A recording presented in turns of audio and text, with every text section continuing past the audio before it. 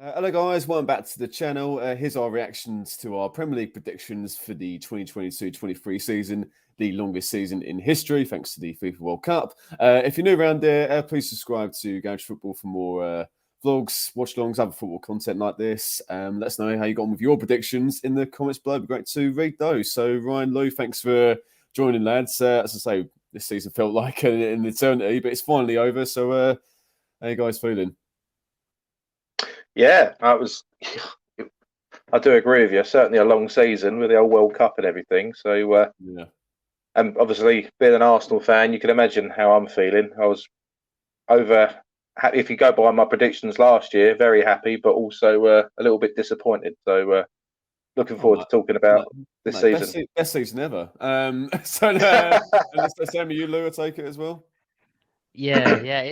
It's been a great one if you're a football fan, hasn't it? It's been brilliant. Like to have so much football in one year, it's been awesome. It's been a bit of a roller coaster. I think considering where, as an Arsenal fan, where I thought we'd end up compared to where we end up, and then you look what City did and all the rest of it. It's been a brilliant season in general. I think even for whoever's unless you get relegated. Other than that, it's been mental, absolutely mental. But it's been a great, good year, definitely.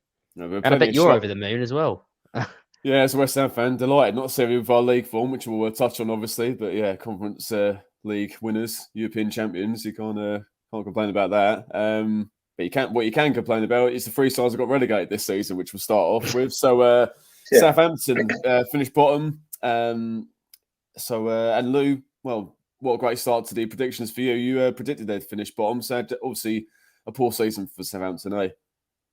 Yeah, it's a shame because obviously they've been like Premier League stalwarts for quite a while, haven't they? They've been around and like produced some good young talent that's come through and everything. But yeah, I think if I remember rightly, I've sort of trying to think back to how I thought at the start when we did the video. I think we just said that we just weren't confident that where the goals would come from for them, and I think that's been the main thing, really, hasn't it? Just leaky defense and not very many goals at all. And I think that's why I sort of chose them at the time. But just thought, I couldn't see where the goals would come from for them, really. Yeah, and they've been near the bottom for a while, so it wasn't a great shot. They got relegated and ultimately, obviously, bottom in this season. So, and for you, Ryan, I assume you feel it, you agree? Absolutely, yeah. They've when you look at the stats as well, I think they've lost 25 of the 38 games of the season, only winning 6. Arsenal still couldn't beat them though, but that's another story. But that's one of the 6. Well, a few draws they got as well. Yeah, absolutely. But no, it's a shame. Obviously, I think because they lacked experienced players, I think it sort of got them in the end, really. And obviously, being in the Premier League, I think their run was since 2013, around that sort of time. So it's a shame to see them go. But yeah, I'm sure they'll. I don't think it'll be a quick fix for them next season. I think the Championship's going to be hard for them, but someone had to go down, and it had to be Southampton. Yeah, no, exactly. I agree with what you said, Ryan, about this is why I feared they'd go down. I thought they'd finish 18th, so still relegating. You thought they'd just miss out, just stay up and finish 17th. So we're fairly close with Southampton. And I thought their strategy of buying younger, inexperienced players would backfire on them, and that's what happened. Sackham, Hasenhüttl, okay, wasn't a surprise, but Nathan Jones was an absolute disaster, absolutely terrible. Best coach in Europe, apparently, or some shit that he came up with in one of his press conferences. They didn't do very well. And then hiring Ruben Sellers, who was there since the summer, and then he stays until the end of the season. They didn't do that. They beat Chelsea. Everyone beat Chelsea, as we'll talk about later. So, and that was all they would. And then I think they beat Man City in the League Cup, and that was kind of their season, really. 36 goals was the third worst. Again, we all said where the goals going to come from, and had the second worst defense with 73 goals. So, there's only one way you're going to go, and it's down. So, Southampton finished bottom. So, 19th, who also went down was Leeds. Ryan, I mean, mate, they did a lot worse than what you thought. You thought they finished 13th. Yeah, I thought, I just had a feeling Leeds would, because when they first came to the Premier League, they did have something about them, but we did see a decline with them. But yeah, club conceded 23 goals. They weren't very good defensively. And also, if you look at towards the end of it, having Big Sam, I thought that would sort of help park the bus a little bit and keep them up. But it just wasn't to be, was it, in the end? So I think they've just had a bit of a. Obviously, it wasn't a season up and then season down. They've been for a couple of seasons now, but it was inevitable. I think they needed to get promoted to give them a bit of a boost. They're going to go down. I think they'll have a good chance to maybe come back again, but they just need to sort out that defensive play, really. Yeah, well, no, that's what definitely, mate. I think they were absolutely shocking at the back again. 78 goals, by far the worst in the league. It's only one way you're going to go at it. They badly missed Calvin Phillips and Rafinha. Obviously, they've sold in the summer. They weren't really adequately replaced. Rodrigo did brilliantly. He got 13 goals. Jack Harrison had another good season. But yeah, again, if you're too wide open and then individually, at the back, they're absolutely terrible Championship players, and hence why they conceded so many goals. And I think just their philosophy at Leeds is pinballing, really, because a year ago they set Bielsa, get Jesse Marsh in, who plays a similar type of football. Then they sack him earlier this season, getting Javi Gracia and then Sam Allardyce. So go from Bielsa to Allardyce within a year. I mean, that's just, there's no way. Where's the strategy there? So it's no wonder they went down. And Lou, what did you make of Leeds? Obviously a disappointment in the end. Yeah, it's a shame, really, because obviously from our generation, obviously we always grew up with Leeds greats like Mark Viduka, Alan Smith, and all those guys, being in and around. So we were obviously really happy when they went up, and obviously really happy with their performance. Just kind of good to see them in and around the mix again. So it's a real shame, really, that they've gone down. But yeah, I think, like you say, they've really lost their way, haven't they? I think they especially selling some of their best players and things like that, and losing them, and then just not replacing them with any quality, obviously really hampered them. And obviously, like you say, not sort of sticking with the style of football that got them, to where they were, obviously, is obviously really, really bitten them. And you probably made a really good point. Like, you couldn't really get more of a stark contrast, could you, from crazy Bielsa to Big Sam? No, crazy. Yeah, it's a big one. So it's a shame, really. I'm gutted to see them go down because, again, especially their first season and that first game against Man City in their first season, how good was that? You know what I mean? It was an absolute blinder. And like seeing like that really exciting progressive football. So it's really sort of a shame to see that fall by the wayside a bit. And they've gone from that to getting hammered 5-1 at home to Palace near the end of the season. Yeah. We are they in talks to sell it as well at the moment? They're in talks to sell the club again at the moment. I think like a couple of golfers like Ricky Fowler and Jordan Spieth apparently might be involved. So let's see if they'll tee it up next season. So don't you start rhyme with the bad puns. Yeah, that was actually really good. So mixed bag in the predictions. So Ronnie thought Leeds would be 13th. So you were 6 out. Me and you, Lou, both thought Leeds were just out, but finished 17th. So we were 2 out. So we did okay with Leeds. This next one was a shock for all of us, and pretty much I'd say everyone who did a prediction at the start of the season. The last relegation spot was Leicester. Let's just say it's such a shame with Leicester, obviously with their title win and qualifying for Europe and winning the FA Cup under Brendan Rodgers a couple of seasons ago. But it was weird with Leicester. I think all of us were really unsure where to pick Leicester because with the problems with potentially buying players, and it was more like they were going to sell players in the summer, which obviously they did. They sold Fofana for a lot of money. But for me, the biggest sort of departure from Leicester this season just gone was Cassius Michael. Not only on the pitch, was obviously his goalkeeping ability, but off the pitch as well, his leadership qualities. I would have thought they would get a goalkeeper in, even if it was on loan for a season, but they had Danny Ward, who was inadequate, and so was Everson as well. So and then their defence wasn't really good enough. James Maddison was great. Again, 10 goals, 9 assists. Harvey Barnes, 13 goals. They did brilliantly in the attacking areas, but the defence, and I say the goalkeepers were poor. Possibly sacked Brendan Rodgers too late.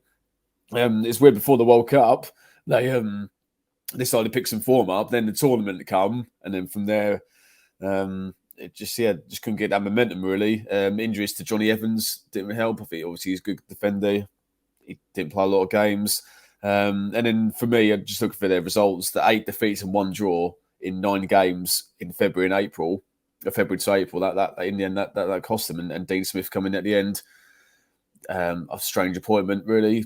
Dean Smith, not really proving at Prem level, and just just kept making bad decisions. You keep doing that, then and if you're near the bottom for most of the season, it's hard to win games. So it's a shame with Leicester, but if you're it's a warning. If you don't get your recruitment right for a couple of seasons, well, that's what's going to happen, or could potentially happen. So, Lou, what are your thoughts on Leicester? You were the same with me. You had Leicester as 10th. Yeah. I mean, I must admit, you probably summed up everything so articulately there, Bill. But it's kind of it's the thing that I don't think anyone really like, especially you and I, obviously with our predictions. I just never saw that in a million years. Obviously, they were sort of in around the top 4/European places recently as well. Yeah. And even in the last couple of years, they had a really good run in those European competitions, didn't they, as well? They did pretty well, only sort of coming unstuck in the sort of latter stages as well. So it's a very weird one to go from where they were and the progress that they made to such a drastic decline. And especially for a good manager like Brendan Rodgers, who did so well, obviously for it to completely fall apart, it sort of poses a lot of questions, really, doesn't it? What went on behind the scenes, sort of with the team, with the club itself. It's just a big shame, really. I think just everyone's, I think, has a soft spot for Leicester after their win and all the rest of it, and obviously still being in the upper half of the table in and around. And obviously they started to have a bit of a drop off, and I think that's why we thought they'd be more of that lower mid-tier table, and kind of be comfortable there. But I must admit, I'm really surprised by this one. This is one I didn't see coming, and obviously, especially with good players like James Maddison, like you said, and Jamie Vardy still putting goals in, etc. And obviously, even like Yuri Tielemans and stuff, really good players that are now probably going to be all on their way out to different clubs and stuff. I think it's going to be hard for them to come back now, like losing their mainstay, the players that sort of built them up in the Premier League. So it's a shame, that one. Yeah, they've got one of the Man City coaches have taken over, so it'll be interesting to see how he does next season. So, Ryan, I mean, you thought they'd do even better than what me and Lou predicted. You thought they would finish 8th, so you were 10 places out. Yeah, I can't really say any more than what you guys have said. Really, I think you've summed it up really well. To be honest, I'm not a fan of Leicester City, but I am gutted that they went down. I'm a little bit gutted for Leeds United as well, but Leicester, it was just such a good fairy tale story, wasn't it? Them coming up, winning the Premier League and then the FA Cup, like you said, Bill, and just being a good team. It's just a shame how it all fell apart. And obviously, Brendan Rodgers, in my opinion, was a good manager. Obviously, won the FA Cup with them, but I think you are right, Bill. I think they kept holding him too long. I think the damage was done. I think they'd lost confidence. That's all it came down to. Was they had the players. You got Maddison, you got Tielemans, you got all the. Why didn't they have Vardy still? Who's, I know he's not the Vardy of 2016, but they have a squad to be top 10. You know what I mean? But they've been, so they obviously, from a mindset point of view, I think was it a complacency thing with obviously keeping Rodgers, because of obviously the loyalty of winning the FA Cup. Did the players, did he lose the dressing room? I don't know, but there was just something, I think, where in their mind they lost that killer instinct, and sadly, they've paid for it. But I see them bouncing back. I think out of all the 3 teams, I see them bouncing back next season. But then again, will they? Are they going to lose Maddison? We'll save all this talk for maybe another video or prediction video. But I just. It's a shame they went down. Yeah, we'll see how it goes. I mean, I think that Leicester going down just blows the theory of you're too good to go down, and just blows it out the water with the players that obviously they have. So let's move on to 17th. So it was Everton who again just stayed up. So back to you, Ryan. I mean, another difficult season for Everton, eh? Oh, unbelievable! Yeah. Obviously last season Frank Lampard, he was the man to sort of just keep him up. But we won't know really this year, really, if he would have been the man, because obviously they were doing so badly under him. And if he got rid of him, which could have been the right thing to do, because they may have gone down. But then bringing in Sean Dyche, I think he's a very good manager, let's face it. And obviously sorry to be biased and bring Arsenal into the conversation, but Arsenal, when they played Everton, that was a game that I thought Arsenal would have won. But obviously, new manager syndrome and Sean Dyche, they outplayed us in a way, really, and they beat us as well. So they needed to do that. They needed to get rid of Lampard, and obviously we'll talk about Lampard when he went to Chelsea as we go up the table. But it probably goes to show that it was the right thing to do to get rid of Lampard, because would Everton have gone down? It was looking that way. It needed some sort of change, didn't it, really? But yeah, I'm kind of glad. It's a bittersweet thing. I didn't want Leicester to go down. Didn't really want, but part of me is happy that Everton just stayed up, because I do like the story of how long they've been in the Premier League, or or should we say top flight football. And then there's a part of me that's like, well, if they go down, Arsenal will have the record then. So, but yeah, they just managed to do it at the end. No, totally. So, do you agree with that, Lou? Yeah. I mean, it's kind of indicative, isn't it, really, of like their decline in the last couple of years, like being in and around from where they went from, and having managers like Carlo Ancelotti and former World Cup winners and Real Madrid players in James Rodriguez and players like that. They've and Richarlison, obviously losing him. Obviously, he's been not really shone for Tottenham, but he was obviously great at Everton. So it's a weird one, really, isn't it? How quickly they've declined in a couple of years. Obviously, it was just disastrous for Frank. Obviously, it was like almost last game of the season of the year before to keep him up, wasn't it? Like he's sort of in the last 2 or 3 games, and they're kind of back in and around that same position this year. So yeah, it's a bit of a weird one, but we'll be interesting to see how they get out of that funk of being, just battling relegation every year. It's quite a strange one, but it's good to see them stay up. Yeah, I don't really see much changing next season with like the moving stadium and lack of funds. I think it'd be a struggle again, even with Dyche as the manager. I think in terms of on the pitch, 34 goals they scored, the second worst in the league. But the 57 they conceded was better than the teams around them. Obviously, Tarkowski was a part of that, and Conor Cody at the start of the season. But yeah, I think that honestly, I think they were sleepwalking towards relegation under Lampard. They were playing awfully, so they had to make a change. And Sean Dyche did a really good job, to be fair to him. Obviously the Arsenal win his first game, but I think the 5-1 away win at Brighton near the end of the season has got to be one of the best results of the season for any team, and that was the result that really kept him up, you'd say. And bring back Doucouré from the cold as well. That was another poor decision from Lampard, and yeah, Doucouré was brilliant for Everton when under Dyche, got some crucial goals and scored the winner on the last day against Bournemouth to keep Everton up. So just a toxic environment at Everton with obviously the board staying away from the stadiums, and recently Denise Baxendale and Graham Sharp from the former striker, they've left the board now. So I think, which I'm sure the Everton fans would be happy with. But Bill Kenwright's still there, the chairman, and and Mashiri's obviously still involved. So I don't see a lot changing next season, unfortunately, for Everton. But they've stayed up another escape act on the final day. So, and we did all right with Everton as predictions. So me and you, Ryan, we thought they finished 16th, so we were 1 out, and Lou, you thought they finished 15th. And Lou, you thought they'd finished 15th, so you were 2 out. So we actually did all right with Everton. So moving up to 16th with Nottingham Forest. So Lou, you thought they finished 16th, and you got it bang on, mate. Yeah, I thought they'd do enough to stay up, especially like the expansion of players and all that sort of stuff, and obviously using the money that they got.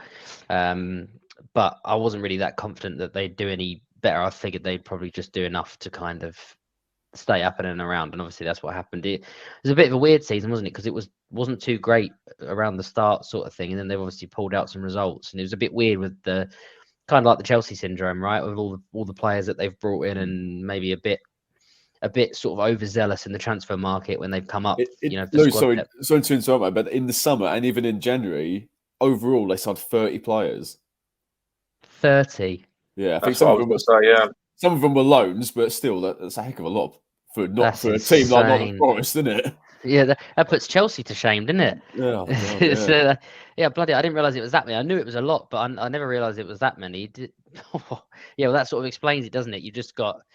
I mean, there's such a thing as squad depth, and then there's just absolute Yeah, insanity. exactly. But yeah, fair. Oh, fair. Well, that says a lot, doesn't it? So obviously they've got enough players to stay up, but I don't know. What do you think they're going to do next year? They're going to shift a lot of them. Well, they'll have to, won't they? Well, they have to, and I feel obviously like Jesse Lingard is infamous 1 year contract, so he won't be staying. He'll be released. So, but yeah, before that, Ryan obviously, in the end they just did enough to stay up, and again back to Arsenal again, losing to a team near the bottom. They not before secured their safety with a 1-0 win against Arsenal. Yeah, thanks for reminding me. No, yeah, I mean, like I say, I personally think they've got a very, very good manager, in Cooper, and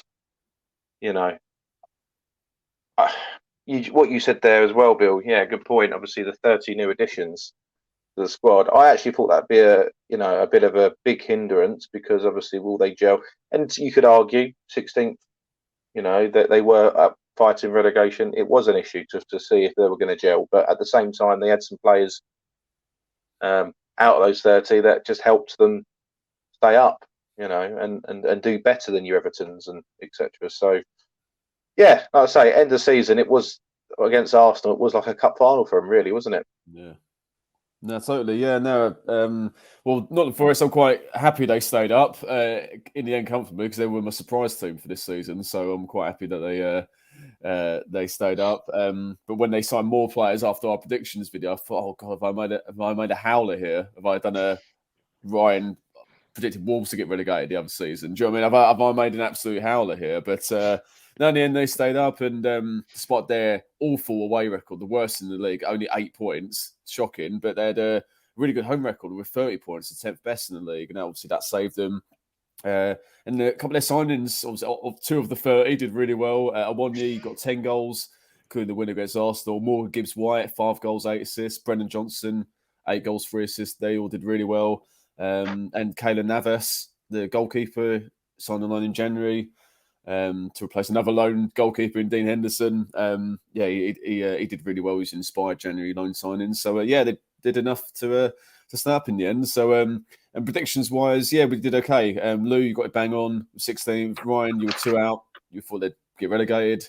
And I thought they'd finish 15th, so I was 1 out. So we did pretty well with Nottingham Forest. Unlike this next team, who finished 15th, which is Bournemouth. Excuse me. All got this badly wrong. Like a lot of pundits and fans. There was this brilliant video that Bournemouth on their Twitter account tweeted about, like Tom Garrett on pitch side, and I'll never do a video again if Bournemouth stay up, and all the clips of all the pundits slagging Bournemouth off. But fair play to him. It was a big shock for them to stay up, but not only just stay up, but stay up relatively comfortably as well. Scott Parker was sacked at the beginning of the season, lost 9-0 to Liverpool. He thought, was this going to be the story of their season, and they just kept regularly losing games as we all expected. But the January signings helped them, and I think having the goalkeeper Neto fully fit for the second half of the season really helped them. And Gary O'Neill, I mean, he was harshly sacked in my opinion the other day, but what a job he did! Should have been one of the managers of the season personally. But yeah, some shock results in the season. Liverpool at home, Tottenham away in the last minute, and then beat the teams around them, Leicester, Southampton and Leeds. Meant they stayed up, amazingly comfortably. So, as I say, a shock with Gary O'Neill getting sent. They've got brought one of the Spanish managers in. So, but I think, to finish 15th with that level of squad was a brilliant achievement. So, a real shock, Lou? Yeah, I think you've probably said everything really succinctly there, Bill. I don't know if I can add any more value to that, but considering that the quality and of that team, I think they've done well, and especially like you say, with Scott Parker, we obviously started off so badly. It's that they've done well to sort of turn it around, because especially if your opening game is is a 9-0 defeat, that says a lot, doesn't it? Like about the sort of attitude going forward. So I think they've done really well there to kind of salvage what they could and pull out some big results. So it'll be interesting to see what they do with their new manager next year, because hopefully they don't regret getting rid of Gary O'Neill, like you said. Yeah, no, totally. No, completely agree. And you, Ryan? Yeah, and I agree. It was a bit of a surprise, really. Like you say, with Scott Parker at the beginning, yeah, getting the sack. Yeah, I do agree. Obviously, recently Gary O'Neill was quite harsh in getting the sack because I think he did a great job on an interim basis. He helped turn things around with wins against Nottingham Forest, Leicester, and Chelsea, which helped him at the time secure the permanent job. Mm. And obviously the cherries continue to pick up. Um, I just think going forward, like I say, I think Bournemouth, will they be happy with that season? I think for where they are at the moment, I'd say 15th, considering they had such a poor start. Yeah. I think that they should take that as a good season, really. No, I'm surprised they haven't done a bus parade. How well they did. So, so Yeah. yeah, so that Bournemouth really threw us and other fans as well. So me and you, Ryan, thought we'd finish dead last bottom, and Lou, you didn't think they'd do much better, finish 19th. So we're all a few out with Bournemouth, and a few out with the next team, which is my club, West Ham. We finished 14th for the below par season in the league. Anyway, I'll come on to West Ham in a bit, but Ryan, do you want to chat about West Ham season? I personally think, yeah, I mean, don't get me wrong, if you go by the last couple of seasons where they finished sixth and then finished seventh, it certainly is a below par season. But I think, obviously, not being a West Ham fan, just watching the Premier League over the last 20 years, I've only ever known West Ham to try and avoid relegation. They've had a couple of good seasons here and there, but they've always been the team that have always tried to stay up or have been relegated and gone up. So I personally think not their best season in the Premier League, but a good season overall. They could have been a lot worse, and then they've managed to finish 14th, not to Everton and just stay up or anything like that. And then they've gone on to 3 years consistently now qualify for Europe, but not just qualify for Europe, win the Conference League. So I think David Moyes is a fantastic manager for West Ham, and it all depends on how he does next season. And is there going to be progression? If there's not, then they probably need a change. But yeah, in my opinion, yeah, not their best season, but I'd say it was a normal season for West Ham. Yeah, and Lou, well, all three of us thought West Ham would finish seventh, so all of us were obviously 7 out. But yeah, what did you make of the West Ham season overall? It's a very weird one, isn't it? You have to split it into two, really. You have to review it from a league form perspective, and then you have to review it from European sort of competitions. Given the progress and stuff that you'd made in the last couple of years, especially obviously last season, and obviously the Europa League semi-final and all that sort of stuff, and really only sort of, I think the argument, and I know obviously you went to a lot of the games as well, Bill, was like that basically you gave it away against Frankfurt yourself. Really, it was kind of you shot yourself in the foot more than anything. So given the sort of performances last year, we all really thought that it would be another outstanding season, and it was actually completely the opposite. I would pose the question mainly to you, Bill, actually, obviously as a fan, that could you argue that Moyes would have been sacked if there was no European competition given the form of the league this year? Yeah, very good question. I think, I think he would have actually. There was a couple of times where, he was close to getting sacked, but it was particularly before the World Cup where we, I thought, we lost to Leicester and Brentford in quick time, and I thought that was going to be a hit for him basically. But in January and first few months of this year, we had some must win home games against Nottingham Forest and Everton, Southampton, and we won all of them, which kept him in the job basically. And yeah, it was weird, as you guys have said. I think Mark Noble obviously retiring was a big blow, not to say playing wise, but off the pitch we left a huge hole in the dressing room. And some of our we spent quite a bit of money on some new signings, and it took a while to gel, but in the second half of the season, they really stood out, particularly Lucas Paqueta, who was fantastic last few months of the season.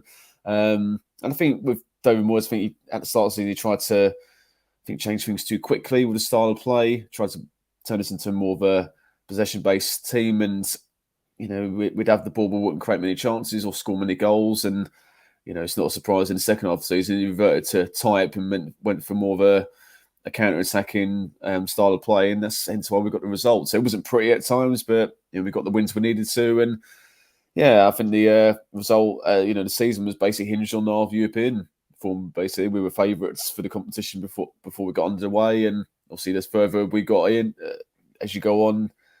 We thought we could go all the way and do it, and exercise the demons of the Frankfurt game in the Europa League semi-finals. You said Lou from last season, but yeah, it was incredible to be out there in Prague to witness us win our first trophy in 43 years. I wasn't in the stadium, but the fan park was not a bad second place. And honestly, when the final whistle blew, it was genuinely the greatest moment of my life, I've got to say. So, it was just unbelievable. So, just hopefully, obviously, next season we can have a more comfortable league season and, have another crack at the Europa League again. Why not? So, mixed bag from a league point of view, but overall still a good season. Obviously our first trophy for a while, so which none of us will complain about.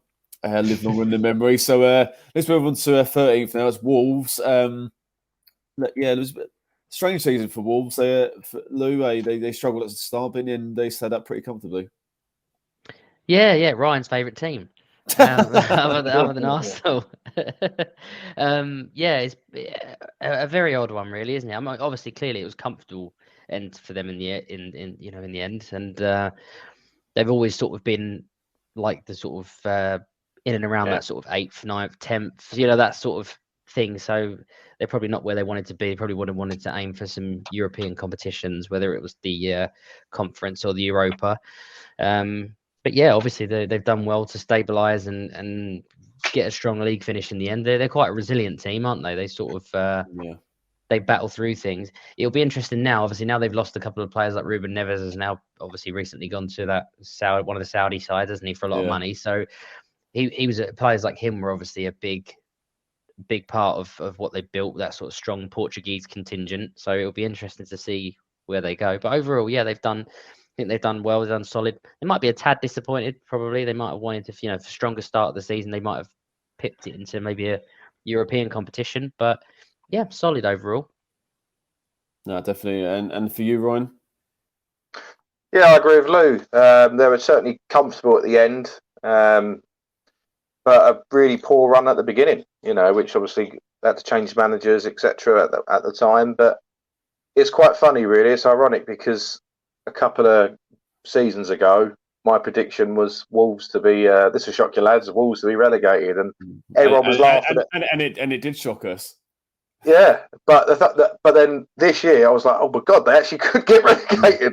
Yeah. And then again, you just never know. Like obviously Leicester being relegated, you just don't know. But no, Wolves, they quite a poor start to the season, but they've managed to, like I say, just to be comfortable towards the end. And I'd say, considering how they started, I'd say 13th is a good position for them.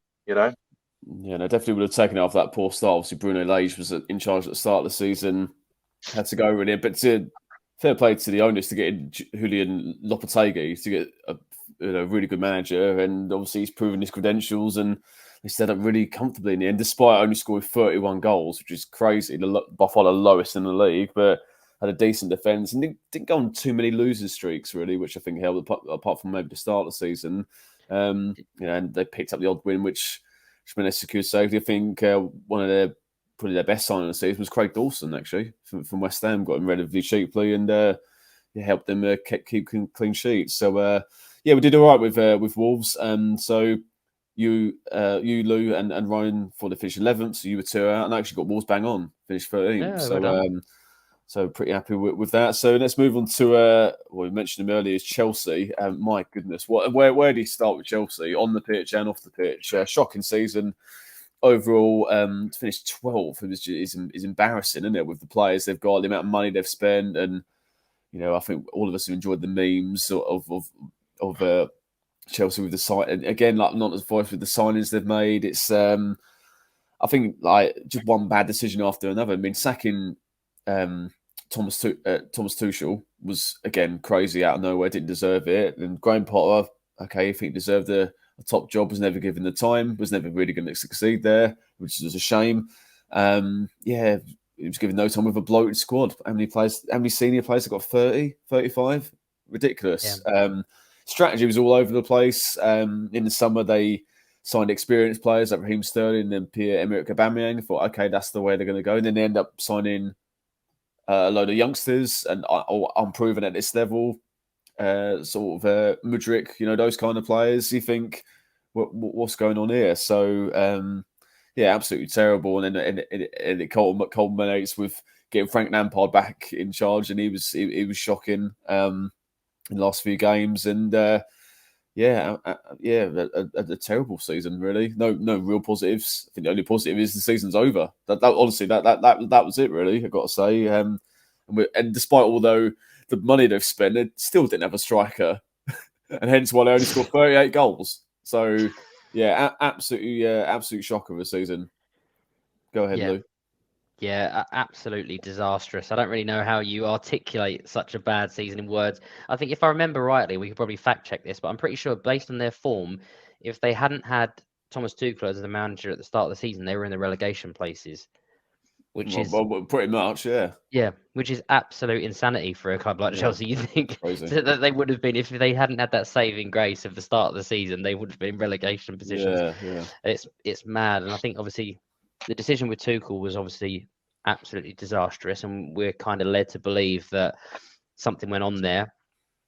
I can't remember if it was Simon Jordan or someone did a piece where they were saying they found out what had happened or something along the lines, and they said like if they'd had the same interaction with Tuchel that Burnley did, that they would have also sacked him instantly as well. So something was a bit odd there, I think. The transfer policy, just insanity, just splashing cash, trying to dodge the financial fair play stuff with these contracts. Oh, God, I forgot about that. Yeah, 7-8 year deals. Yeah. Crazy. Yeah. So just odd business decision to try and get things on the books. And if we just talk about the quality of the football, it was absolutely abysmal all season. Just what football? What football? There's no football played. It's just I've never seen a Premier League club play that bad for years. It's so surreal. It was just absolutely abysmal, devoid of hope, and I don't know. It's very, very odd, especially when you think they've got so many good young talented players there that they brought in. That even on the merit of their talent alone, even if they hated each other and they didn't get on, you think it would be enough to get some goals in it, put the ball in the back of the net. And I don't really have much confidence that it'll be much better next year. I really don't, in all honesty. Yeah, well, at least they've got a proper manager in Pochettino. Do you know what I mean? Yes, so at least they've got him in. Yeah. We'll see how it goes anyway with Chelsea. And Ryan? I find it just so funny. I mean, Chelsea. Say what you mean, mate. Yeah, good. I mean, for absolute years, I've always said there's two C words I hate, and one of them's Chelsea. I just think. What's the other one? Yeah. But they've pretty much. I know it's all changed now. You could say the same about City and other teams, but I've always remembered them. Before financial fair play and stuff, just pretty much buying the leagues and being arrogant about it and this and the other. And now it's just so funny to see post the Abramovich era. They spent something like 600 million over like 2 seasons or something, and they finished 12th. Ryan's loving it. But look at the signings. I mean, but I can't believe it. I mean, like you say, look at the signings they had, like Sterling, Mudryk. I mean, how the hell are they finished 12th? It goes to show you can spend a lot of money, but if they don't gel, and like you say, you had Frank Lampard come in. I mean, fucking hell. I mean, I can't. How can you look? You're doing such a great job at Everton, and let's get the Everton guy in. At least you can say it's consistent. Do you know what I mean? Mad, yeah. God, Do you know what? But, I don't know what true it was, but they were saying they were putting news articles out at the time that some reason James Corden told Todd Burley to bring in Frank Lampard to stabilise the ship. It's like, what? What do you mean? It's clearly rubbish. But you know what? With Bowley and what's happened at Chelsea, I actually had to look at it again. Just like, are you sure? Like normally you'd be like, that's rubbish, that's nonsense. But like, based on this season, like you don't fucking know with him. Absolutely clueless, hopeless. Anyway, thanks Chelsea for throwing us off our predictions because we did terribly with Chelsea, all three of us. I thought they finished fourth, and you two thought they finished fifth. So we were way out with Chelsea. So thanks, lads, for that shit show of a season. So anyway, on to a team that had a better season with a minute budget in comparison was Crystal Palace, who finished 11th. So Lou, your thoughts on Palace this season? Yeah, they did really, really well actually. Kind of an odd one with obviously manager changes and all the stuff with Vieira, and that obviously didn't sort of go the way they wanted. Didn't go the way they wanted with that. But that's a real solid, respectable performance for a team like Palace, because usually I'd expect to see them like 14th, 15th, somewhere in that sort of bracket. So they did really well. Or 12th, as you predicted at the start of the season. Yeah, exactly. So, but to be fair, what's the young lad's name? He was a bit of a shining light. The guy who was like, Elise? Was it him? Yeah, get the ball, put it in the back of the net, score. That guy. They should never be allowed on media training. Do you know the one I mean? or Eze as well. Yeah. I think it might have been the first guy. I can't think of his name, but I think it's the young English lad, the first one. I think he said. But yeah, he was a real shining light. Looks like a hot prospect going forward. So yeah, overall, really solid, respectable season for them. Overachieved probably. I think any Palace fan probably would have taken that, wouldn't they? No, which is yeah, because they were doing okay under Vieira, and then but before he got sacked, despite the players we've mentioned two of them, and obviously Wilf Sahar as well, they weren't scoring many goals, and they weren't even creating many chances. So he gets the sack, and we thought, okay, who are they going to bring in? Put in Roy Hodgson. You thought he's not. I mean, good manager, Roy Hodgson, but not exactly known for his free-flowing football. But my goodness, I mean, won 3 games straight away after his appointment, and honestly, they should nickname him Roy Guardiola. The football they were playing, it was unbelievable. Like the amount of chances they were creating, and obviously we mentioned the leads, the 5-1 hammering. It could have been 10-1. Not even joking. I watched the game. Eze was brilliant. He got 10 goals, called up for England, scored recently, made his debut against Malta the other day. That was great. Michael Elise, they got 11 assists. Wilf Sahar was good as always. So in the end, really inspired decisions by Steve Parish and the owners to bring Hodgson back. Wonder what will happen with them next season, whether he'll stay or if they get someone new in. But great turnaround in the end, and we'll they'll be happy with that. And Ryan, your thoughts on Palace? Yeah, I can't say much more really, other than I thought it was at the time, I thought it was harsh getting rid of Vieira. I know he wasn't having a great season, but I think if you look at the games that he struggled to get points against, he was playing the big guns, wasn't he? Really? Yeah. So I think they should have backed him and given him the season still, because I didn't see them getting relegated or anything like that. But like exactly what you said, Bill. Hodgson coming on board, he was fantastic. You wouldn't expected that at all, when obviously a very popular outfit with the fans as well. So all in all, a good season for him. No, totally. And we all did all right with the predictions with Palace. So Lou, we thought they'd finish. Me and you thought they'd finish 12th, so we were 1 out. And Ryan, you were also 1 out. You thought they'd finish 10th, so we actually did pretty well with Palace, unlike fucking Chelsea. Right. Anyway, so back into the top half. Another team we badly got wrong, all 3 of us, was Fulham. Great first season back. So Ryan, what season it was for Fulham, eh? Yeah, I've got no words about that. I just could not believe how well they did. Like I say, I mean, what was I haven't got it in front of me. What was my prediction for Fulham? Me and you, Ryan, thought they'd get relegated, finish 19th, and Lou thought finish 18th. So all of us got it wrong. So there you go. I mean, they should have been my surprise team, really. But no, really good. I hope they keep their momentum going in the new season. I hope it's not just a lift and they decline. But yeah, no words for that. I just think completely took me by surprise. Yeah, totally. And I'm sure you agree with that, Lou. Yeah, they're now the best team in West London, Bill. Oh, hey! Banner! Yeah, outstanding season. You can't really say much more than what you guys have said. Like, just brilliant. Good to see though, because again, Fulham are another club from our generation of growing up when we were kids and all that, Fulham obviously always been a Yeah. Premier League team as well. So I think we might have a sort of subtle bit of nostalgia when teams like that come back, and sort of Craven Cottage being the real sort of OG ground. So fair play to them. They've done absolutely brilliant. Good to see them, achieving something so big in their first season back.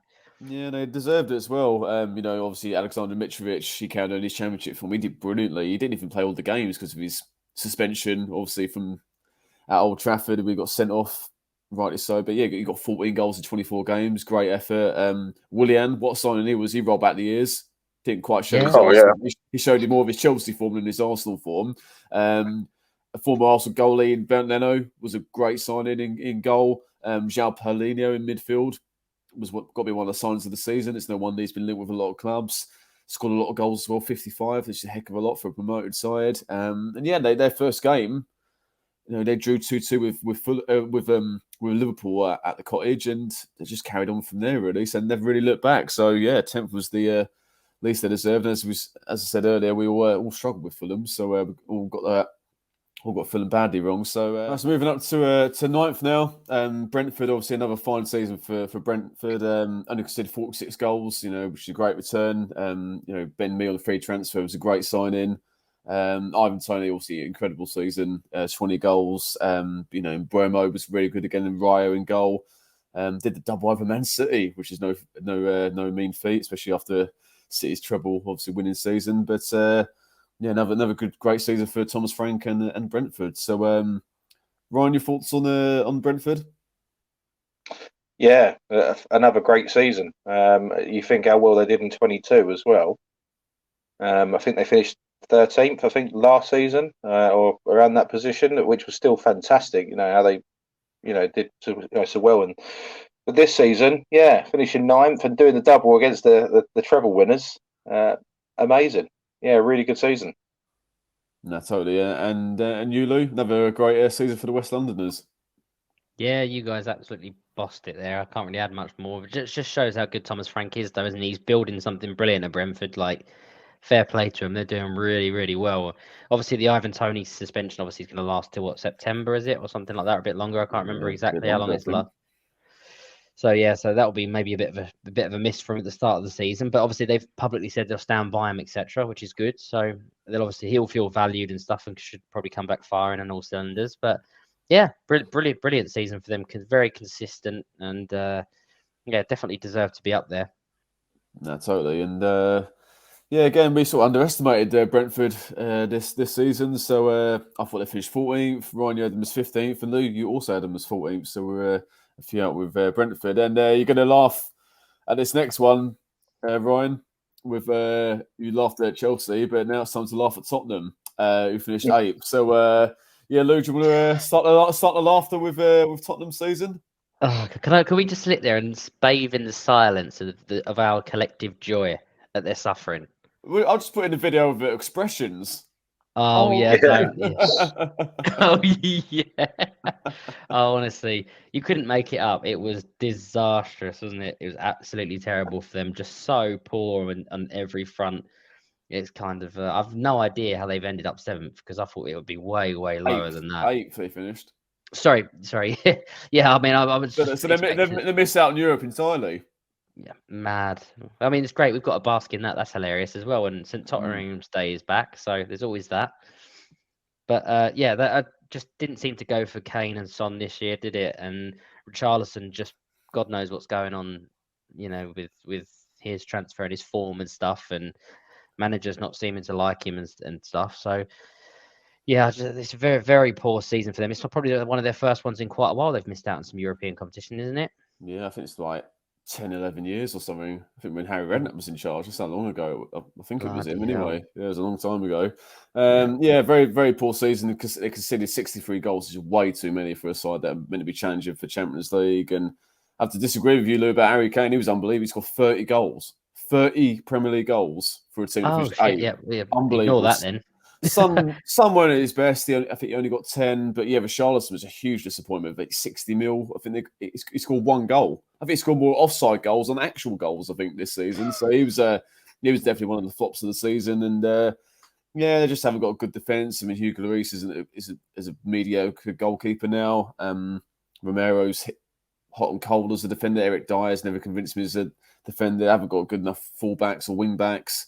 Particularly Pedro Porro, Tim Sherwood's best mate. But Oh, that was funny, wasn't it? Yeah. They've signed a defender that can't defend. Yeah, and yeah, Antonio Conte. Yeah, I think he did the best he could with that squad, really. And obviously he had to go after his. It was now hilarious Southampton press conference after they threw away another win, and then it was just peak Spurs. Everyone, I think it was trending on Twitter when they lost somehow. In the last minute at Anfield, from 3-0 down to get the 3-3. And then they lose 4-3 in the last night. Just unbelievable. I think this summed up Tottenham's season in a nutshell. Shocking season by their standards. Ryan, laugh away, mate. I've been laughing for days, I tell you. But but you're right. You think what more? For Kane, who has scored some great goals this season. To be in a team that's finished 8th, it's just you couldn't write it, could you really? And they've had some shocking moments. I think the best bit for me is seeing Conte, having a wobble in a press conference, which is essentially why he left. Completely saying that his players have got no passion, desire to win, and just haven't got the killer instinct. And when your manager's saying that, that there's something going on behind the scenes that's just damage for Tottenham at the moment. So, I think they've got a couple of bad seasons coming up, and unless they get a good manager that comes in that puts in a really good culture. Well, they've got a new manager, haven't they? Postecoglou. We just got to see how he does then, and obviously what sort of culture he brings in and the mindset, because that is a sinking ship, and for them but on the flip side, the fact that they haven't qualified for Europe this year might be what they need next year. Might be just one less distraction for them to focus on the league and push for top 4 again. But still find it funny. back to the studio, yeah. Tottenham was another one that threw us really. So Lou and Ryan, you thought they finished 4th, and I thought they finished 3rd. So yeah, absolutely, got that wrong with Tottenham. So let's move on to 7th. At the start of the season, this threw us, but at the end of the season, they had a great season. In the end, was Aston Villa, who managed to get a Conference League place. I mean, what a turnaround, Ryan? Oh, absolutely. I mean, look at Steven Gerrard as the manager at the beginning. Everyone was talking about, and don't get it wrong, what he did at Rangers was absolutely fantastic. An unbeaten season and this, that, and the other. But this goes to show, and this is no disrespect to the Scottish League, but the Premier League is a different league, in terms of levels, and he hasn't got what it takes yet. And obviously, if they would have kept him, I think they would have been obviously looking for relegation. Emery's come in, and he's completely turned them around and turned them into a really, really good team. So, fantastic season in the end. Yeah, he's just a really good manager overall, isn't he? And yeah, Lou, I mean, yeah, Emery, once again, a team that not necessarily the big boys, but he obviously did a brilliant job at Sevilla, and obviously Villarreal, who he joined from, and yeah, what a turnaround at Villa, because when Steven Gerrard got sacked, they were in the relegation zone. Yeah, it's insane. He's got to be up there for manager of the season, isn't he? Really, if you turning that form around, that's I think he was nominated. Yeah, yeah. So he deserves it. That's outstanding. Yeah, I mean, in a way, he's sort of turning Villa into a Sevilla/Villarreal, isn't he? You know what I mean? In a way, like in like a Premier League equivalent sort of thing. Yeah, no, they're a big club, Villa, aren't they? Yeah. And you think European competition, with his pedigree and his track record, they could do really well and playing good football. I'm pretty sure they could probably attract more people. But as a season, it's been outstanding. I don't think many Villa fans would have predicted that they'd have the quality of the season that they did. Yeah. Absolutely outstanding. even at the start of the season with Gerrard, I don't think they would have thought seventh, and definitely didn't think that would obviously when they sacked Gerrard. But yeah, for them, for seventh was amazing. And they're just obviously the quality of coach that Emery is. You just see the improvements on the players like John McGinn, and particularly Ollie Watkins. What season he had? He got 15 goals in the Prem. Looks like a man, like the club, like just a complete transformation. Yeah, turned into a real top striker. So, yeah, really good season for Villa. And I think, like West Ham, I think they could go all the way and win the Conference League with Emery's pedigree. I think they can go all the way. I don't see why not. So, and another team who rightly deserved to qualify for. Oh no, I'll just go back actually to how we did with Villa quickly. So we actually did all right when Gerrard got sacked, and we were like, oh god, we're way out. But in the end, we actually did pretty well with Villa. So. Ryan, you thought they finished 9th. Lou, you thought they finished 8th. And I also thought they finished 9th. So we weren't too bad with Villa. Let's move on to Brighton. Yeah, an incredible season for Brighton. The previous season under Graham Potter was the best ever season. They thought, are they going to, match it, or can they go even better? And they have. I mean, unbelievable. It's again followed up their best season in their history with their another best season in their history. To finish 6th is unbelievable, especially as Roberto De Zerbi weren't even the manager at the start of the season. It was obviously his Graham Potter before he went to Chelsea, and De Zerbi was fairly unknown, really. I mean, looking at his jobs, he's done pretty well at Shakhtar and other clubs, but yeah, like Tyrion's come to this league, and I think Brighton played even better under him, which was unbelievable, and they rightly deserved to qualify for Europe for next season. And again, I think the way they play, dominating the ball, they won a lot of games this season, and I think in Europe next season, I think they could go quite far. So yeah, unbelievable, fair play to them. So yeah, Ryan, I'm sure you echo all of that. Yeah, absolutely. There's not much more I can say. They've just been a solid team for a good couple of years, haven't they? And I was wondering how they'd perform without Graham Potter. But like you say, done even better. I think they're here to stay, and I think they're gonna, I think they're gonna be around the same position next season, really. So, yeah, great team. No, definitely, and you, Lula, obviously the Seagulls were absolutely flying this season. Yeah, is De Zerbi up for manager of the season as well? Did he get nominated? Oh yeah, he definitely did. Yeah, that's what I mean. Another, I don't think many in the how competitive the Premier League is, to achieve like consistently, like year on year, you're better than your best ever season is just almost unheard of. You don't really see that, do you? So, and also, like you say, the results that they got, and actually, I think even with the whole Caicedo thing, I think they handled that really well and turned it around and didn't sort of let it derail him or anything in any season. Even when he was sort of trying to force a move, and he still come back into the squad and performed really well. So, yeah, they did absolutely unbelievable, and yeah, credit to De Zerbi and the team, and obviously grinding out results against big clubs. So it's like when you start establishing belief like that you can beat the top boys, that's it's going to hold you in good stead, and especially going into Europe and stuff like that. I think they'll, like Ryan said, they'll be around for a while now. I think they've done unbelievable this year. Yeah, and I'm sorry to say, Lance, but I think their performance against Arsenal at the Emirates was honestly one of the best performances of the season. They were outstanding, really, really outstanding. Deserved to win. So yeah, Brighton again, that threw us off a bit. So I thought they finished 11th, so I was 5 out. Ryan thought they finished 14th, so you're a bit out with them. And Lou thought they finished 13th. So yeah, that threw us a bit, Brighton. But fair play to them. And the other team that threw us in a weird sort of way was Liverpool. I mean, Lou, what a strange season for Liverpool.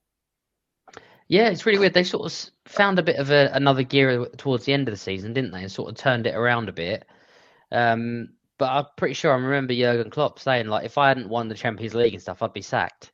Like, just sort of shows you what sort of terrible form that they sort of ended up on. I don't really know where it went wrong for them. It's just like it seemed, I don't know, they just felt like they missed a bit of a spark, a missing ingredient. The whole Darwin Núñez thing hasn't really worked out yet, has it? Obviously, he's still young, and obviously he's adapting, and obviously it can take time to change. And obviously, there's a lot of pressure, isn't there, when you're coming in to a big club like Liverpool on a big transfer and all the rest of it. There's a lot of pressure to sort of gel and settle in and start producing. So Obviously Salah's still obviously a top player, so he still makes up a large proportion of the goals and stuff. But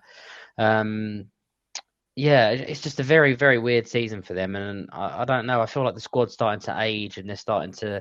Yeah. I feel like they need some young, fresh blood. Obviously, I know Bobby Firmino was going and stuff, but I think they're starting to now, and obviously Milner's now gone, isn't he, as well? Yeah.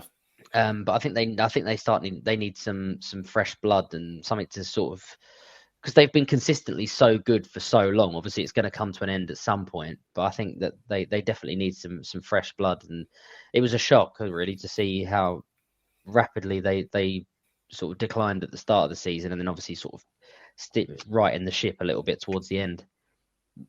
No, spot on. Totally agree. And for you, Ryan? Yeah, there's not much more you can say. It's disappointing for Liverpool, considering the year before it was almost like, were they going to get the quadruple? It completely unbalanced them, really. I think they picked up towards the end. I mean, so for Liverpool to finish fifth considering how bad their season was, you could argue was a better finish for them. So, but yeah, it certainly isn't acceptable for Liverpool fans this year. Yeah, it was a transitional season really. But as you guys said, the last few games, I think there were 11 unbeaten at the end of the season, so that really secured European football because it looked like they might be where Tottenham were, like 8th, like completely missed out on Europe. But Alisson 14 clean sheets was really good again. But I think the injuries as well didn't help them at times. Jota was injured for a lot, and so was Luis Diaz. Obviously, 2 key players from their forward line. They were missing for huge chunks of the season. But I think Cody Gakpo, January sign, I think he looked quite impressive, actually, got to say. And I think with Nunes, I think you're right, Lou. There's definitely a player there. He only scored 9 goals, but he's a sharp line in front of goal. I think he's definitely. I think he's got everything else. He's quick, he's strong. Has a bit of a streak, like hot streak to him, which I think can be a positive. Obviously, got sent off, I think, Fulham at the start of the season, but I think they've rectified their sort of weakness, which was their midfield by signing McAllister from Brighton already. So I think that will help. I'm sure they'll try and strengthen more in that area. But Liverpool was a difficult season for them, but Europa League, so I'm sure they'll. If they take it serious, I'm sure they'll go far in that competition next season. So, Lou, Ryan, you thought they'd finish top. You thought they'd win the league. And I thought they finished second. So, Wow. not quite to be for the Reds, but I'm sure they'll be back stronger next season. And, fourth, a team of soft spot, which we all have, for is Newcastle. What a season for them. Ryan, what a season, mate. Oh, mate, unreal. And what amazing, goes to show what an amazing manager Eddie Howe is. I know you can turn around and say, well, look at the investment they've had and this, that, and the other, but it wasn't working really from last season, was it? So they're doing fantastically well, and obviously to actually qualify for the Champions League, the Newcastle fans are going to be over the moon with that. So I actually think Newcastle, the way the spirit they've got, the fact they've got top 4, also the backing they've got of their owners, I think they could be a challenger for the title next season. Oh, that's a statement. So you did better than your prediction, Ron. You thought they finished 12th, so they did a lot better than a lot better. Absolutely. But what season? I mean, joint best defence with only 33 goals conceded. That's brilliant effort. Only lost 5 games. Again, joint best with Man City. Callum Wilson got 18 goals. Great effort. Isak, what a signing he's been. Only got 10 goals, but he's been injured for a lot of the time. So, yeah, they're both lethal up front. Some of the obviously other signings did great. Nick Pope kept a load of clean sheets. Ben Botman did really well. Kieran Trippier obviously was there last season for a bit, but he led from the front with real captain season. But the improvement in players that were already there, Joelinton and particularly Almiron, who got 11 goals, was unbelievable. So, they deserved it, Newcastle, and great for them to get to the Carabao Cup final. Obviously, they just missed out, lost to Man United. But, I think it's just the start, really, for Newcastle. And Lou, obviously, what a great season for Newcastle, eh? Oh, yeah, unbelievable. Yeah, when you think about it, like... they're a good example of a team that's been bought out and stuff, but they've come into money and all the rest of it, and had they're an example of a good takeover. Yeah, Like in terms spend of the money properly. but exactly, especially like Unlike Chelsea, who we talked about earlier. yeah. A terrible example and a great example, and not just like splurging stupid money, buying good players in like you say, Isak and Botman, Pope. Paul Pope's was brilliant as well. But who's the winger they bought? Bruno. Guimaraes they bought as well. Obviously last year, but players like that, brilliant. Joe Linton you mentioned was great. Eddie Howe's done a great job, and they were third for large swaths of the season, weren't they as well? Yeah. So like, you think they're actually probably disappointed that they ended up fourth rather than third, and I would have loved to have seen them finish over Man United. That would have been great. So, but yeah, consistently really, really good. So I'm sure. Can you imagine European nights back in Newcastle next year? God, yeah. Well, next season, sorry. We were saying earlier, Lou, about some of the nostalgic teams, obviously Leeds and Fulham, but Newcastle, honestly, Bobby Robson was unbelievable, the players they had. So look forward to the European nights back at St James's Park. So predictions wise, Ryan 12th, Idem as 8th, and Lou Newcastle's 9th. And they were your surprise team, Lou. So they've even surpassed your expectations by finishing 5 places higher. So another team that surprised us, especially after losing their first 2 games, was Man United. So Lou, after losing to Brighton and Brentford, I mean, if they finished 3rd, I don't think even the most ardent of United fans would have thought that. Yeah, they've had a good solid season by all accounts, really, haven't they? They seem to I think they sort of handled the Ronaldo thing quite well, and then obviously shipping him off sort of seemed to do them wonders, really, didn't it? Sort of get rid of all the sort of uncertainty and all the drama and all the negative attention and stuff. And I think Rashford had a good season. I think they've. I think when we were talking about them last year, I didn't really have much hope that Ten Hag would do much for them. I still think they've got a long way to go. I still think that they were fortunate. I still don't think like they were out. You know what I mean? I still think there's questions there. But clearly, whatever he's doing and whatever he's instilling, has seemed to do well. And I think they've got a little bit of that nastiness back about them. That kind of like older Man United teams, a bit of the Yap Stams and the sort of Ferdinands and Vidic, Roy Keane. I feel like they've got a bit more of that back with players like Martinez, and I think Anthony has a little bit of that, and a bit more. I think they've got a bit more teeth about them than in recent years, and I think that's probably helped. And Ten Hag's obviously done a really good job in his first season, so fair play to him. In all honesty, I didn't think that they were as strong as they, some of the performances that they did put in this year. So yeah, I think fair play to them. I think they've done really well in the end. Yeah, no, completely agree. Yeah, I think look, like, as I said it before, it could be a long season. They lost to Brighton and then Brentford 4-0 away.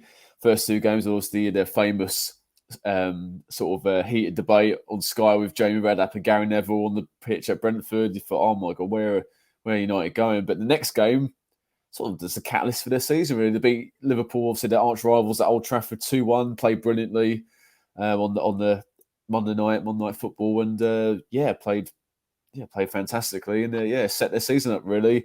I can't believe it was this season still. It was the Ronaldo leaving. God, like, how long's the season been? But I think Ten Hag handled that brilliantly, and also with Harry Maguire, obviously with his poor form and benching him, I think he did well with that. Mentioned a couple of signings there. I think Casemiro, what signing he's turned out to be. Obviously, I think still a lot of wages and high price tag for a player in his 30s, but he's done great in that tenacity and nastiness. I mean, I remember obviously they won the Carabao Cup against Newcastle, but him and Martin are celebrating winning a couple of challenges. So I think that just sums up obviously the effect they've had on the squad. Obviously Marcus Rashford had his best season scoring wise, but their home form was great. They only lost once at home, second best in the league, but the away form was a bit of a worry. Couple of heavy defeats, obviously 7-0 to Liverpool. I think lost 6-3 away at Man City as well. So that's something they need to look at. But yeah, Man United finished third, especially after those first 2 games. I think I don't think anyone really expected that. So I mean, none of us really expected that before the season. We all thought they finished 6th. So 3 places out, all of us were. Right, let's move on to second. Sorry, Lance, I've got to say this. So Arsenal for second. So near and yet so far. You want to start, Ryan? Yeah, I personally think with Arsenal, amazing season throughout. You know, it's been as you like to say, Lou, it's been a pleasure to watch for most of the season. You know, the first time in years that I can remember Arsenal actually challenging for the title.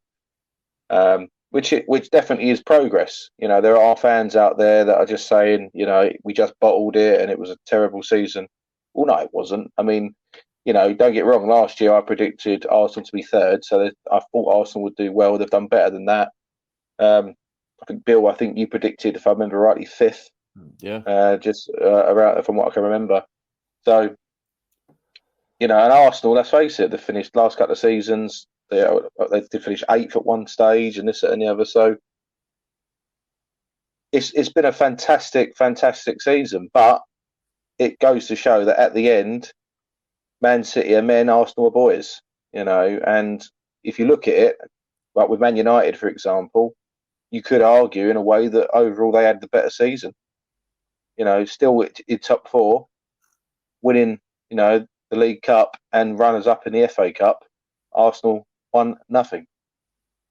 So at the end of it, you know, and West Ham winning a trophy. Arsenal won nothing. But going in the league form, I would say, yeah, disappointing, but very, very proud of them and great progress. Fair play, mate. Do you agree with that, Lou? Yeah, I think obviously Ryan's playing devil's advocate, obviously in a good way. You know, that's like sort of some counterbalance points. But I think it's been an absolutely unbelievable season. You cannot tell me that any Arsenal fan ever thought within the next 5 or 6 years we'd be anywhere near a title. Just I refuse to accept that.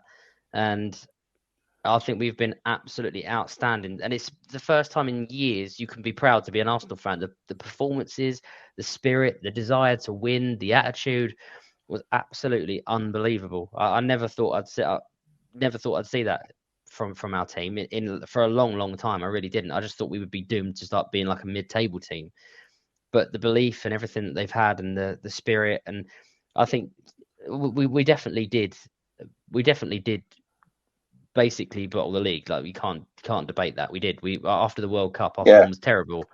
But that doesn't mean it's a bad season, because the expectations are so low.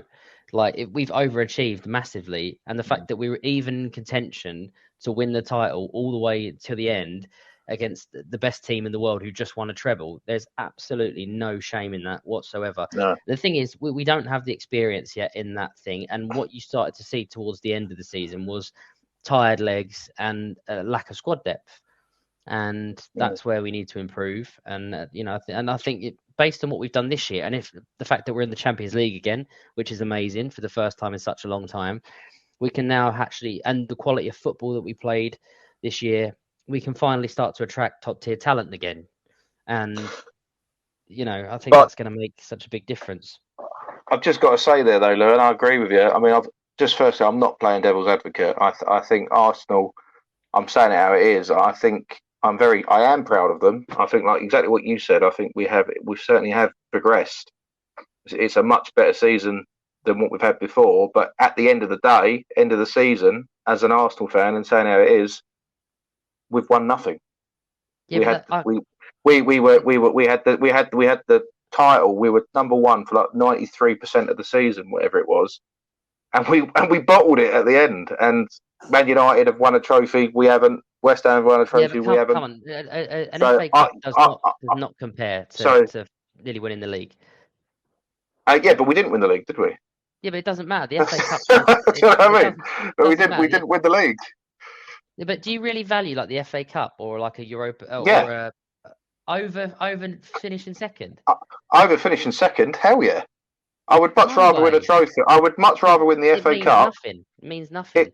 When Lou. It does mean something because they've finished top 4. Man United have finished top 4. They've yeah, so did they've we. not come out of top 4. Yeah, but they won a trophy and came second at FA Cup. We won nothing.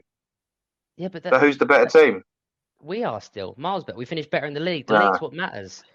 The league matters way Yeah. more. Oh, this is like one of those Sky heated debates. Where's the popcorn? I would take second. I'd take second and winning nothing over every single time than winning the FA Cup and finishing 4th every time.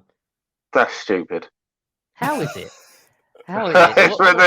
That is the absolute. No. I completely agree. Yeah, no, so how the FA Cup? So you would rather. I mean, the FA Cup, one of the greatest cups you can ever win. You would rather win nothing consistently than finish. No, sorry. It doesn't mean anything. It's not a European trophy. It's a domestic thing against them. It just doesn't. It doesn't have the same weight or significance. But what does second mean, though? Well, the thing that we were just short of being better than a treble-winning Man City. But what trophy have we got in our hand against Man United, who are also top 4, who are qualifying for the Champions League, and have a trophy in their hand? Yeah, to be fair, the FA Cup is great. Like if you're 6th, 7th, 8th, and then you're winning a trophy but finishing there, I think it's great, and like then it's brilliant. But for me personally, the position of the Premier League tops that when you think what could have been. Okay, so if I could have a magic wand now and it says, Lou, you're not going to win the league next year, but you can finish second, or you can win the League Cup and the FA Cup, what would you pick? Second? Yeah, easy. Bizarre. What do you think, Bill? Save the day, boy. Well, I think I'd rather take a Conference League out of any of that. Mic drop. So I think just so near, so far for Arsenal. Been top of that long. It obviously is a disappointment, but it is still a really good season. The progression they've made is, and I think the way they've played, I think they can go again and possibly even win the league next season. But I think the April draws with Liverpool, West Ham, Southampton, and obviously losing the Man City away was where the league was lost, really, especially being at 2-0 up at Anfield, cruising and drawing 2-2, and then again going 2-0 up at the London Stadium and drawing 2-2. So, and then not beating the bottom side Southampton at home on the Friday night. So I think that cost Arsenal in the end, but it's still been a good season, really good season. Fish second, I mean, is fantastic, but not being funny, the FA Cup and the League Cup don't have the same prestige, but as yesteryear, but it's still a good season. Whether comparing it to other clubs, it's kind of irrelevant, really. Arsenal still had a good season, so. Ryan, you had Arsenal's surprise team, and they definitely surprised all of us. So you had them as third. Lou, you had them as third. I had them as fifth. So so there was a few out with Arsenal. Well, fine. Let's go to the treble winners. They matched what their City rivals did. Man United in '99, and it's Man City. Incredible season for Man City. Didn't look it for the first few months. Obviously, Erling Haaland was outstanding, incredible. Got 36 league goals in the end. But there's talk, obviously, picked the right club, and obviously, clearly fucking has, obviously. And they were, they're going to get used to him. And, I think they lost random games, obviously Brentford around Christmas time. And there was a time where Guardiola weren't really picking the same, his best back four, leaving Diaz on the bench. And then after that loss against Tottenham, they really sort of got going, really. And obviously Haaland was amazing, De Bruyne was fantastic, and Grealish starting to show some good form again. And Gundogan, the skipper, led from the front, had a brilliant end to the season. And